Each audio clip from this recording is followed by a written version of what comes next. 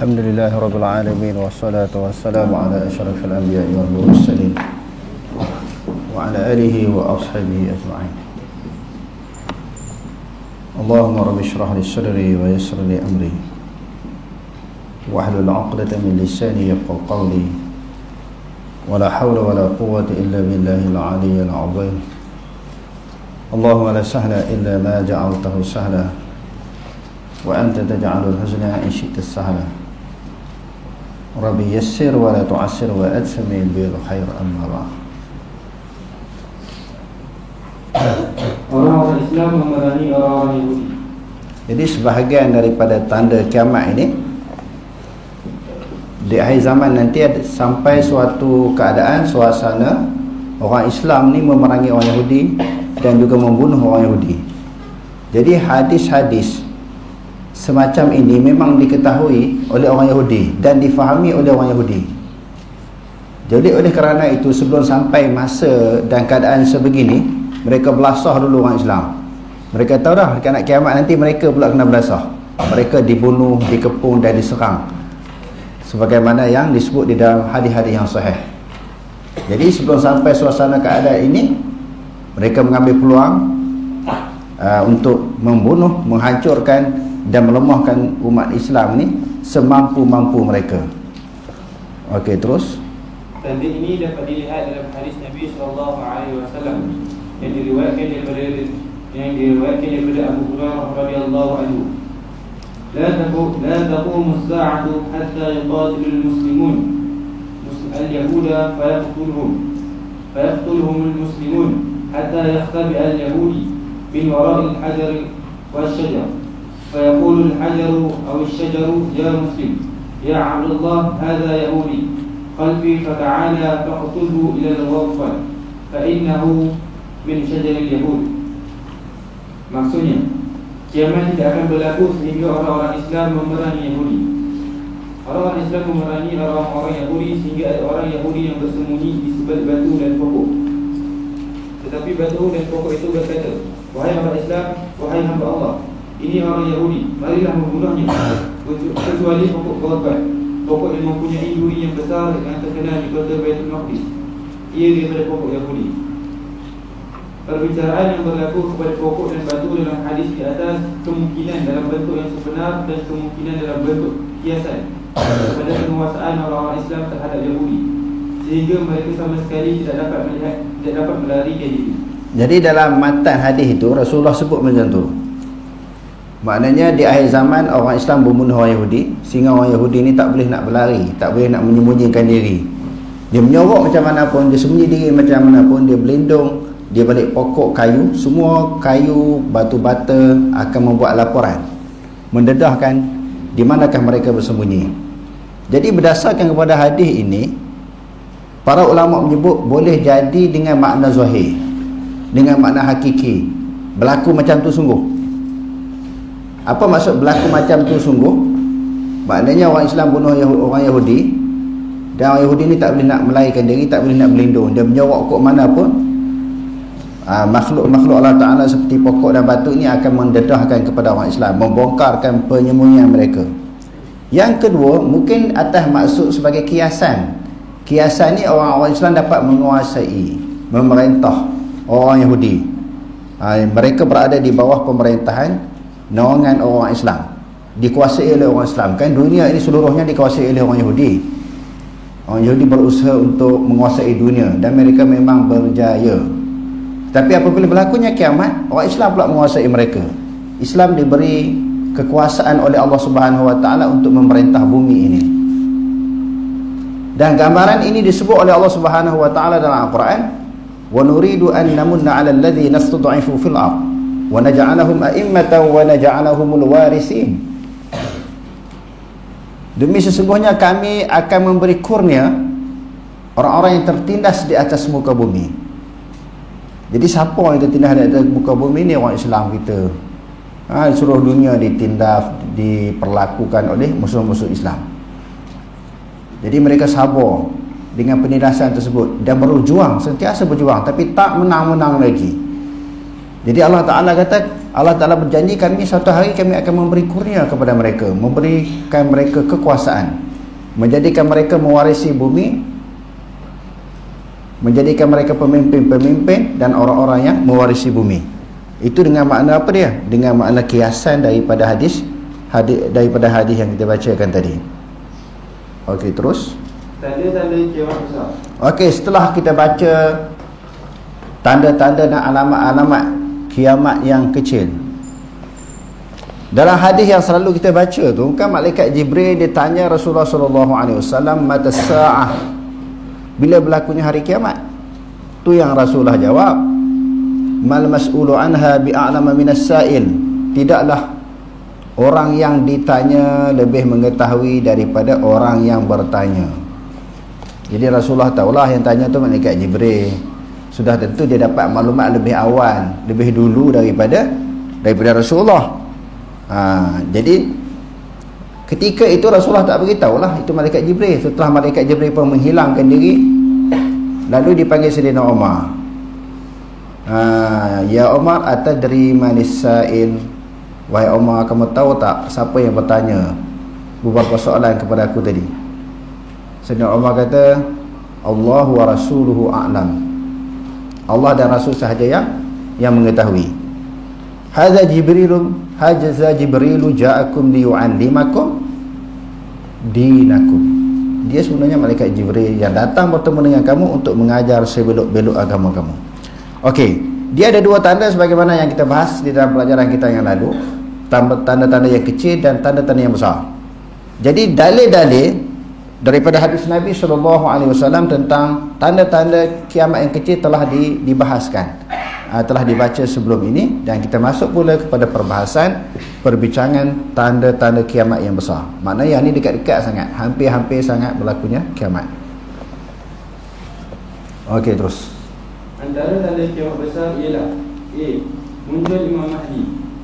Terlalu banyak hadis yang diriwayatkan oleh ulama yang menceritakan kemunculan Imam Mahdi dalam Sahih Bukhari dan Muslim.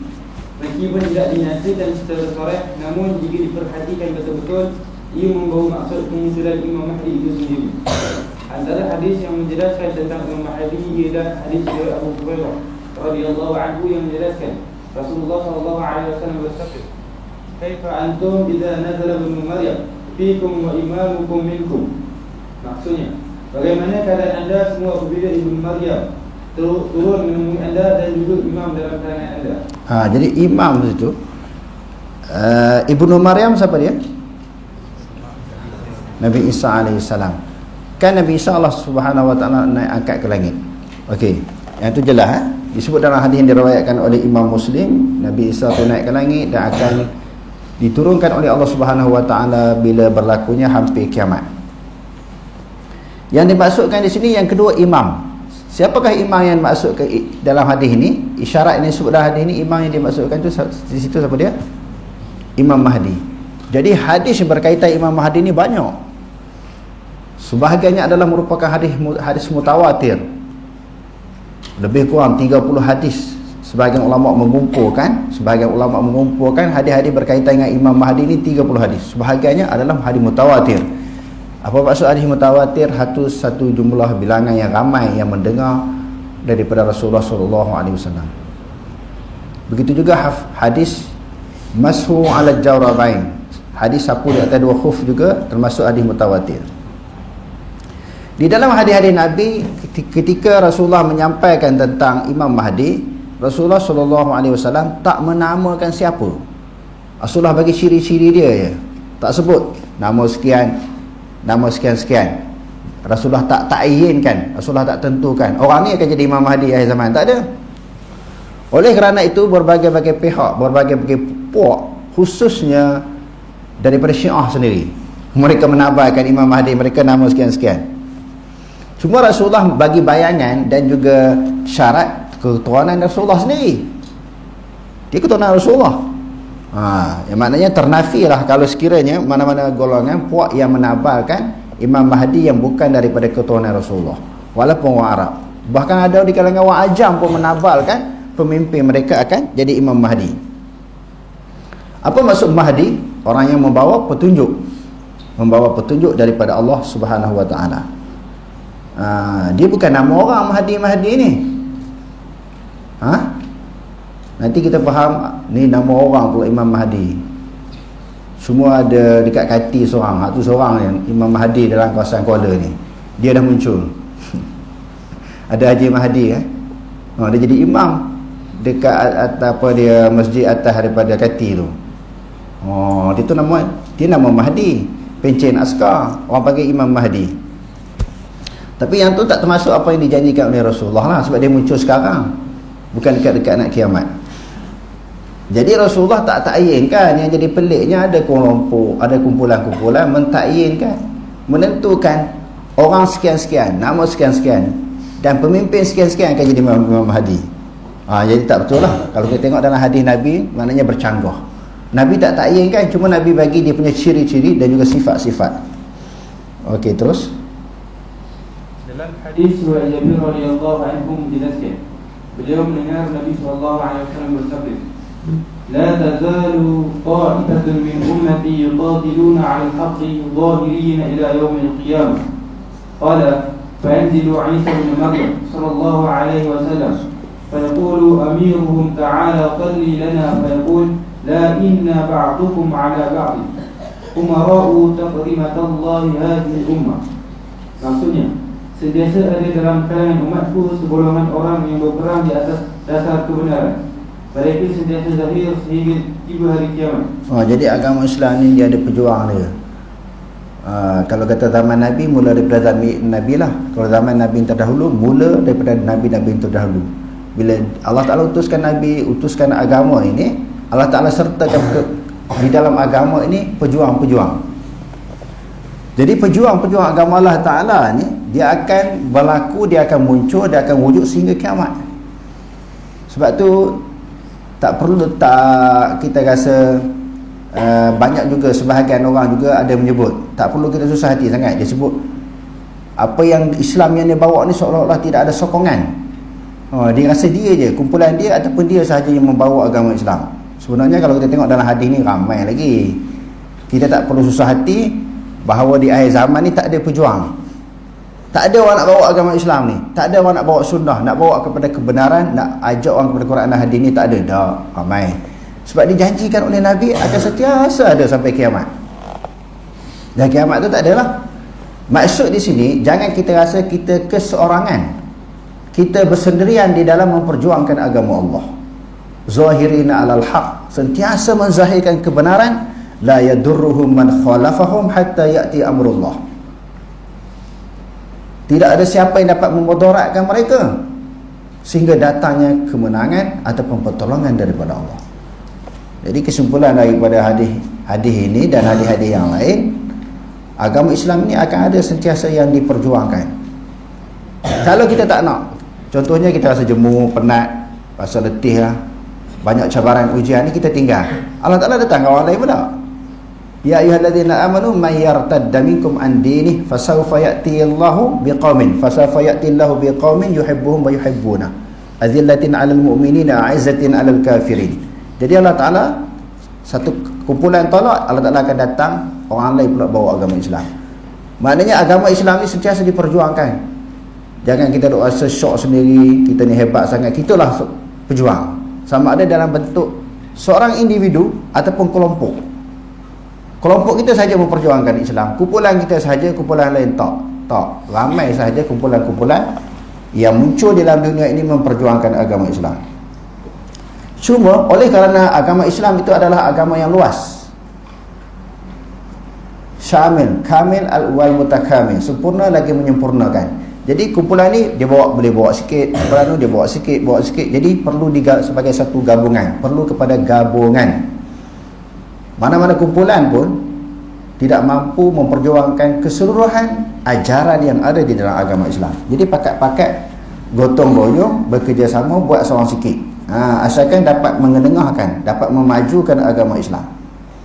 Okey, terus Nabi SAW bersabda, lalu turunlah Nabi Isa bin Maryam AS. Ketika itu pemimpin umat Islam berkata, sila tunaikan salat dengan menjadi imam kepada kami. Nabi Isa AS berkata, tidak sebahagian daripada anda menjadi pemimpin kepada sebahagian yang lain sebagai kemuliaan daripada Allah kepada umat ini. Jumlah para sahabat yang meriwayatkan hadis-hadis berkaitan kemunculan Imam Mahdi adalah seramai 26 orang. Mereka ialah Utsman bin Affan, Ali bin Abi Thalib, Talha bin Ubaidillah, Abdul Rahman bin Auf, Al-Husain bin Ali, Ummu Salamah, Ummu Habibah, Abdullah bin Abbas, Abdullah bin Mas'ud, Abdullah bin Umar, Abdullah bin Amru, Abu Sa'id Al-Khudri, Jabir bin Abdullah, Abu Hurairah, Anas bin Malik, Ammar bin Yasir, Auf bin Malik, Thawban Qurrah bin Iyas, Ali Al-Hilali, Huzaifah Al-Yamani, Abdullah bin Harith bin Juz, Imran bin Husain, Abu Tufail bin Jabir As-Siddiq radhiyallahu anhu. Sehubungan dengan itu, dalam kalangan ulama ada yang berpendapat hadis tentang kemunculan Imam Mahdi adalah bertaraf mutawatir. Antara mereka ialah Hafiz Abu Al-Husain Muhammad bin Al-Husain Al-Abri, Muhammad Al-Barzandi, Muhammad As-Safaraini, Qadi Muhammad bin Ali Ash-Shawkani, Siddiq Hasan Khan Al-Khunadi. Dan dalam kalangan ulama mutaakhirin ialah Syekh Muhammad bin Ja'far Al-Mathali. Bahkan ada dalam kalangan ulama besar yang mengarang kitab khusus berhubung dengan kemunculan Imam Mahdi. Antara mereka ialah Abu Bakar bin Abi Khaythama, Hafiz Abu Nu'aim, Imam Ash-Shafi'i, Imam bin Din Ad-Din, Ibnu Khathir, Ibnu Hajar Al-Haythami Al-Maki, Muhammad bin Ismail Hasan Ali, Syekh Abu Muhsin Al-Abbad bin Danalain. Oleh kerana itu, orang Islam hendaklah memandang berat kepada sesiapa sahaja yang mempertikaikan atau memandang ringan hadis kemunculan Imam Mahdi yang seringkali dilakukan oleh orang-orang yang tidak mendalami ilmu hadis. Mereka kadang-kadang mengemukakan pendapat berasaskan kejahilan atau bertaklid tanpa melakukan kajian yang mendalam. Antara ulama yang mengulas tentang Imam Mahdi ialah Hafiz Ibn Kathir dalam tafsirnya. Bagi beliau, berdasarkan pendapat yang jelas, antara imam yang akan memimpin umat Islam ialah Al-Mahdi yang telah diberitahu oleh hadis-hadis yang sahih yang diriwayatkan daripada Nabi Muhammad SAW.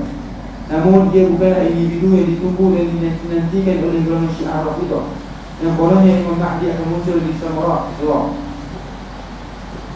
Terdapat perbezaan antara Imam Mahdi sebenar dan Imam Mahdi palsu yang sering didakwa oleh sesetengah pihak, terutama sekali golongan Syiah Rafidhah.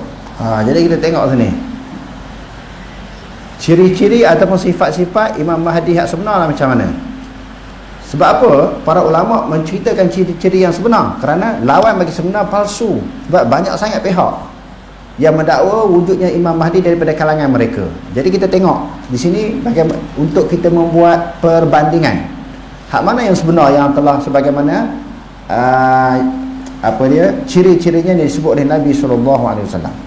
Jadi kalau tak ada ciri-ciri ini, maka mana-mana pihak yang mendakwa wujudnya Imam Mahdi, maka dia adalah merupakan Imam Mahdi yang palsu, bukan Imam Mahdi yang sebenar. Okey, terus antaranya ialah Imam Mahdi sebenar membawa perjuangan Islam ke arah Islam. Dia disokong oleh Allah dengan keterangan-keterangan dan dalil-dalil yang jelas. Yang pertama cirinya membawa islah. Apa makna islah? Islah makna apa? Aslaha yuslihu islahan, memperbaiki kerosakan. Kan dunia ni sebelum munculnya Imam Mahdi kan rosak, dan tengah-tengah ada Imam Mahdi pun rosak, hancur. Hancur maknanya orang mencuaikan, membiarkan, mengabaikan hukum Allah Ta'ala dan melakukan kerosakan di atas muka bumi. Jadi dia membawa satu gerakan Islam memperbaiki kerosakan. Sebagaimana yang selalu kita dengar kan, bada'al Islamu ghariban wa sayaudu ghariban kama bada'a fatuba lil ghuraba. Islam datang dalam keadaan dagang, nampak terpecih, asing, ditinggalkan oleh orang, bahkan ditentang. Itu keadaannya. Dan Islam berulang macam tu juga, dipandang asing. Lalu para ulama membahas apakah makna gharib. Bada'al Islamu ghariban. Apa makna gharib? Al-gharibu kata alladzina yuslihuna ma afsadan nas. Golongan yang gharib ini adalah suatu golongan yang memperbaiki sesuatu kerosakan yang dilakukan oleh manusia.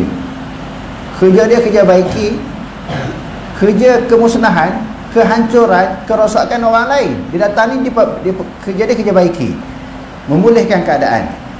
Jadi Imam Mahdi di antara kerja dia, tindakan dia, usaha dia, dan dia salah satu daripada ciri yang ada kepada Imam Mahdi ini adalah islah, mengislahkan kerosakan yang dilakukan oleh manusia sebelumnya. Okey, terus Imam Mahdi sebenar mengislahkan umat dan menghilangkan segala benda yang menggelap keadaan. Lalu manusia menjadi terkasih sayang antara satu sama lain. C. Imam Mahdi sebenar menyerupai Nabi Muhammad dari segi perbuatan dan akhlak, meskipun tidak sama dari segi keseharian dan kerukunan. D. Imam Mahdi sebenar menegakkan agama disertai oleh para mujahidin yang beriman dan dibantu oleh para malaikat, seperti yang berlaku di dalam peperangan Rasulullah SAW. E. Imam Mahdi sebenar adalah daripada keturunan Nabi SAW, daripada silsilah Sayyidina Hasan bin Ali radhiyallahu anhu, dan bukannya daripada silsilah Sayyidina Husain sebagaimana yang menjadi kepercayaan orang-orang Syiah. F. Dajjal muncul pada zaman munculnya Imam Mahdi, di mana ketika itu tidak ada lagi keberkatan di atas muka bumi. Imam Mahdi menimpahkan bumi dengan keadilan dan keberkatan, sebagaimana sebelumnya bumi dipenuhi dengan kezaliman dan penjelasan. Selain daripada ciri-ciri yang disebutkan di atas adalah Imam Mahdi palsu. Dia di antaranya ciri yang terakhir ini dibawa kemakmuran. Dunia ni masalah kemerosotan ekonomi yang kita sebut semalam tu. Minggu lepas kan, harga barang naik dan sebagainya. Jadi munculnya Imam Mahdi ini maknanya negara jadi makmur, dunia jadi makmur, tanaman jadi subur, hasil bumi pun bertambah baik. Petani-petani ini memperolehi hasil-hasil yang lumayan, bumi jadi subur dengan keberkatan. Okey, terus keluar al-Masih Dajjal. Yang diantaranya selain daripada Imam Mahdi, keluarnya Dajjal. Jadi gangguan Dajjal ini dahsyat, sehingga Rasulullah SAW tak pernah tinggal berdoa untuk menjauhkan diri daripada fitnah Dajjal. Di dalam hadis yang diriwayatkan oleh Imam Muslim, ketika tahiyat akhir itu Rasulullah hajur, Allahumma inni a'udzubika min fitnatil mahya wal mamat wa a'udzubika min azabil qabri wa a'udzubika min fitnatid dajjal wa a'udzubika min azabi jahannam. Rasulullah tak tinggal doa ni. Ya Allah, ya Tuhanku, jauhkanlah aku daripada fitnah kehidupan. Dalam kehidupan kita atas dunia ni cukup banyak fitnah. Apa maksud fitnah? Ujian. Ujian yang nak merosakkan iman kita, Islam kita, gangguan dan tarikan dunia ni terlalu banyak untuk menghancurkan iman kita dan agama kita. Rasulullah berdoa supaya dijauhkan dan dipelihara oleh Allah Ta'ala ujian-ujian dunia. Wa a'udzubika min fitnatil mamat, dan jauhkanlah aku, dan aku berlindung dengan engkau daripada fitnah kematian. Apa maksud fitnah kematian? Nak mati tu dia ada ujian pula. Syaitan datang koda kita, rayu kita, menganggap dia Tuhan, agama Islam ni tak betul, salah, kadang-kadang nak mati. Dalam keadaan kita, badan tubuh badan kita lemah, pemikiran kita lemah. Jadi Rasulullah takut diri dia dan umat dia dapat dipesongkan akidah ketika nak mati tu. Dalam keadaan sihat, pemikiran kita pun segar, kuat lawan. Nak melawan tu ada kekuatan. Tapi dalam keadaan lemah, pemikiran pun lemah, nak lawan kejahatan itu menjadi sukar. Nak bagi contoh yang mudah ni, ketika kita sakit nak bangun sembahyang tu jadi lambat je, susah nak baca Quran pun jadi lambat je, badan pun lemah, jiwa kita pun turut lemah, apatah lagi dekat-dekat nak mati. Sebab itu Rasulullah juga pernah mengajar doa, Allahumma hawin alaina fi sakaratil maut. Ya Allah, pemudahkanlah atas kami ketika berhadapan dengan gelombang sakaratul maut, dekat-dekat nak mati tu, macam-macam ujian datang. Jadi termasuk dalam doa Rasulullah minta lindung daripada kejahatan Dajjal. Sebab kejahatan Dajjal ini bukan suatu perkara yang senang untuk diatasi. Rasulullah sendiri pun takut, bimbang. Jadi maknanya kita sepatutnya lebih takut pada Rasulullah lagi. Rasulullah mempunyai kekuatan yang luar biasa, iman yang kuat, jaminan syurga, mempunyai martabat yang tinggi di sisi Allah. Sepatutnya dia tak perlu susah hati. Tu pun dia susah hati, tak pernah tinggal doa ni. Jadi kita pun mengambil dah apa yang disarankan oleh Rasulullah ni, sentiasa kita berdoa kepada Allah Ta'ala dengan doa yang diajar oleh Rasulullah. Termasuk doa yang diajar itu adalah doa minta berlindung daripada Dajjal. Dibaca ketika bila itu? Ketika tahiyat akhir. Disebut dalam hadis macam tu. Tapi kita nak baca setiap kali lepas sembahyang ke bila-bila masa pun boleh. Yang tu juga diharuskan. Okey, terus. Antara tanda besar berlaku kiamat ialah munculnya Dajjal yang membawa kesesatan. Menurut Imam Ibn Hajar Al-Asqalani, Dajjal mengaku membawa keimanan dan kebaikan. Setelah itu beliau mengaku menjadi Nabi, kemudian mengaku menjadi Tuhan. Menurut Imam An-Nawawi pula, kemunculan Dajjal menjadi perkara yang sabit menurut pegangan Ahlussunnah, para ulama hadis dan fiqh. Golongan yang mengingkari adalah golongan Khawarij, Jahmiyah dan sebahagian daripada golongan Mu'tazilah. Jadi tentang keyakinan munculnya Dajjal ini bukan sahaja daripada kalangan ulama-ulama hadis, bahkan ulama-ulama fiqh.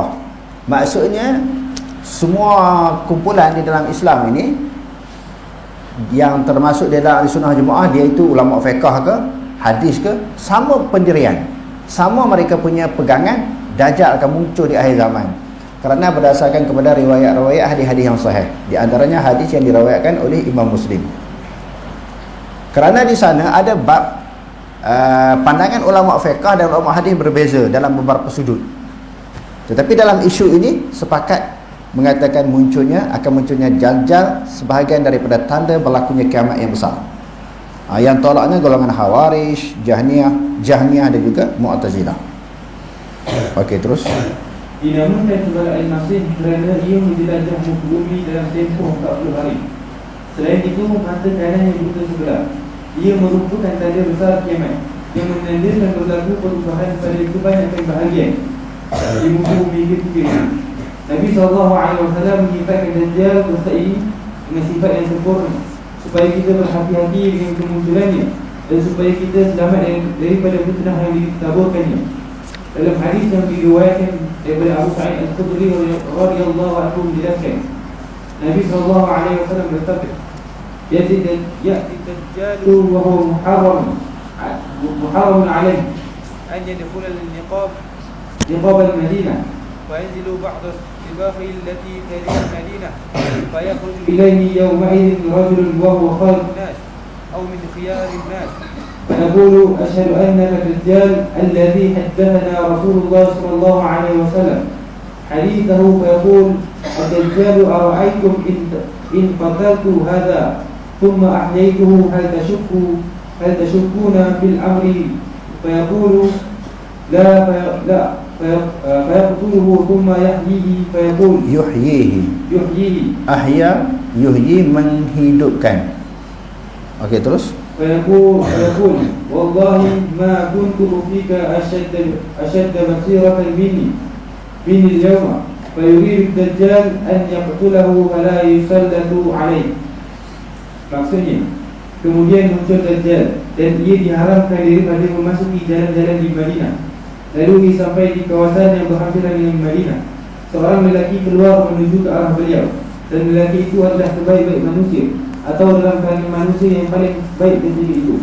Lelaki itu berkata, aku bersaksi sesungguhnya anda adalah Dajjal yang telah diberitahu oleh Rasulullah SAW. Dalam hadis baginda, Dajjal itu berkata, apakah pandangan tuan-tuan sekalian kalau saya bunuh sahaja lelaki ini, kemudian saya hidupkannya kembali? Adakah anda semua ragu-ragu tentang urusanku? Mereka menjawab, tidak. Lantas Dajjal membunuh lelaki itu dan menghidupkannya semula. Dajjal berkata ketika menghidupkan semula lelaki itu, demi Allah, kedudukan anda di sisiku sekarang adalah lebih jelas. Dajjal ingin membunuh lelaki itu buat kali kedua, tetapi beliau tidak dapat berbuat apa-apa terhadap lelaki tersebut. Jadi dia nak tunjuk, dia kan mula-mula dia mengaku dia Nabi, lepas tu dia mengaku dia Tuhan pula, boleh menghidupkan dan juga mematikan. Okey, terus. Dalam hadis di atas menjelaskan Dajjal membunuh lelaki yang terlibat tanpa ada sebarang kesalahan atau dosa yang dilakukan oleh lelaki itu. Sebaliknya semata-mata untuk menunjukkan kuasa yang dimilikinya. Meskipun pada kali pertama lelaki itu berjaya dibunuh dan dihidupkan semula, namun percubaan beliau untuk membunuh lelaki terlibat berkali kedua gagal. Dalam hadis riwayat Ibn Umar radhiyallahu anhu menjelaskan, Rasulullah sallallahu alaihi wasallam bersabda, "Ma ba'athallahu min nabiyyin illa anzara ummatahu anzarahu Nuh, wan nabiyyuna min ba'dihi wa innahu yakhruju fikum. Kama khafiya 'alaykum min sya'nihi falaysa yakhfa 'alaykum anna rabbukum laysa 'ala ma yakhfa 'alaykum thalatha. Inna rabbakum laysa bi'awara wa innahu a'waru 'ayni yumna ka'anna 'aynahu inabatun qafiyatun." Maksudnya, tidak ada seorang Nabi yang diutuskan Allah Subhanahu Wa Taala melainkan memberi amalan tentang fitnah Dajjal. Okey, ini hadis sahih yang diriwayatkan oleh Imam Bukhari, menunjukkan sebagaimana yang kita sebutkan tadi, teramat dahsyat fitnah ataupun ujian yang didatangkan daripada pihak Dajjal. Kerana bukan saja Nabi Muhammad SAW bagi tahu, bagi nasihat dan ajak umatnya supaya berdoa kepada Allah minta berlindung daripada Dajjal, dan mana-mana Nabi yang diutuskan oleh Allah sebelum dibangkitkan Nabi Muhammad, semuanya mereka itu memberi peringatan kepada kaum masing-masing, kepada umat masing-masing tentang besarnya bencana, musibah, fitnah yang datang daripada Dajjal. Okey, terus Dia akan keluar kepada anda dan urusan yang tidak tersembunyi kepada anda, tidak tersembunyi bagi anda sebanyak 3 kali. Dan Tuhan anda tidak buta sepenuh mata, sedangkan Dajjal itu buta sebelah mata, seolah-olah matanya menonjol dan tidak ada cahaya. Hadis di atas menjelaskan tentang sifat kejadian Dajjal itu sendiri dan sedikit berlainan dengan kebanyakan manusia yang lain. Ia bukan sahaja daripada bangsa Yahudi, bahkan buta sebelah mata dan tertulis di atas dahinya huruf kafar. Dalam hadis yang diriwayatkan oleh Muslim pula sebut ada tulis perkataan kafir atas kepala tu. Ada tulis perkataan atas dada dia tu kafir. Dengan hadis ini juga ternafilah dakwaan setengah orang kata Dajjal dah muncul, lahir di Australia, mata budak seorang bayi kecil ni mata sebelah, mata dia ada sebelah dia. Lepas tu orang Islam pun bila maklumat itu viral, ada budak kecil baru dia lahirkan mata sebelah. Jadi ustaz-ustaz pakai duk ceramah, Dajjal ni sebenarnya dah muncul tuan-tuan, jaga ibadah kita. Datang ramai ke masjid. Itu baguslah jaga ibadah datang ke masjid ni. Cuma dia sebut tu salah. Dia kata Dajjal dah muncul berdasarkan kepada kajian dia lah. Tuan-tuan boleh tengok, dia kata, tengok dalam internet ke dalam Facebook, dia kata ada seorang bayi mata dia sebelah. Tapi tak dituliskan perkataan kafir atas bayi tu. Yang pertamanya dalam hadis kata tulis di dahi dia perkataan kafir. Bayi yang dianggarkan ataupun yang disyaki sebagai Dajjal tak ada tulis kafir. Itu yang pertama, maka dakwah itu tertolak. Yang kedua, munculnya Dajjal adalah alamatus sa'atil kubra. Apa dia? Tanda alamat kiamat yang besar. Maknanya tak berapa lama tu kiamat. Tak berapa lama kiamat. Pertama, maknanya ternafilah. Kalau kita tengok lagi jauh lagi lah. Kalau dekat-dekat sangat, timbulnya ataupun munculnya tanda-tanda yang kita sebutkan tadi. Jadi kalau tuan-tuan pernah berkeyakinan, pernah percaya dakwaan setengah pihak yang kata Dajjal dah muncul, tak boleh terima lah, berdasarkan kepada fakta dan maklumat yang kita tengok, yang kita baca, yang kita jumpa daripada hadis Nabi. Di antara perkara yang besar apa, tulis apa? Kafir atas dari kafara. Tanda yang kedua apa dia? Dia alamat kiamat yang besar. Secara kebetulan macam-macam lah jadi. Secara kebetulan orang boleh buta mata sebelah, boleh buta 12 mata, itu biasa. Selagi mana apa yang disebut, apa yang muncul itu tidak menepati ciri-ciri yang disebut oleh Nabi, maka benda tu tak boleh kita terima. Bila perkara kiamat, dia termasuk di dalam perkara yang gaib. Bila perkara yang gaib, mesti maklumat itu datang daripada Quran dan juga hadis Nabi. Begitu juga tentang masalah fadilat. fadilat perkara yang gaib mesti datang daripada Quran, mesti datang daripada hadis Nabi. Selagi mana tak jumpa dalil daripada Quran dan hadis, maka perkara itu tidak boleh dianggap sebagai satu fadilat. Itu kalau bab fadilat kan. Begitu juga bab tanda-tanda kiamat, maka tidak boleh diterima ataupun dipercayai sekiranya tanda-tanda itu tidak disebut di dalam hadis Nabi SAW. Kerana perkara kiamat termasuk di dalam bab perkara yang gaib.